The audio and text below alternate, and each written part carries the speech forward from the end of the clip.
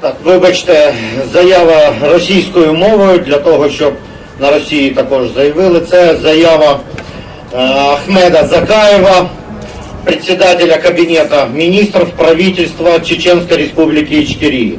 Заявление правительства Чеченской Республики Ичкерия.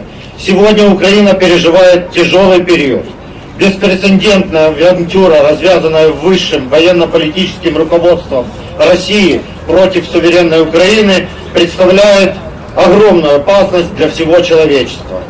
Угрожает архитектуре европейской безопасности.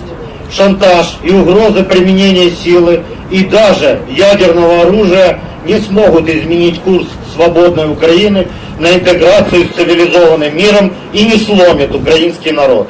Чеченский народ после распада СССР первым на себе испытал коварную, подлую и человеконенавистническую политику российского террористического государства.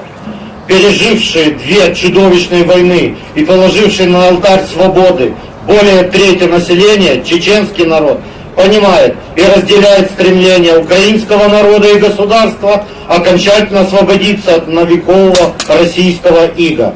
Правительство Чеченской Республики Ичкерия в одиночку, без поддержки мирового сообщества, в 2018 году подало в Международный уголовный суд в Гааге материалы о привлечении к ответственности высшего военно-политического руководства России за массовые военные преступления, совершенные российскими властями.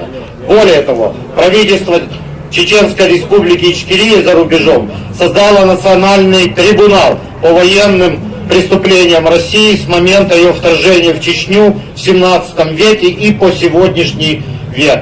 Правительство Чеченской Республики Ичкерия за рубежом всецело поддерживает идею создания Международного общественного комитета по привлечению к уголовной ответственности Путина и его окружения и готовы к тесному сотрудничеству и совместным действиям.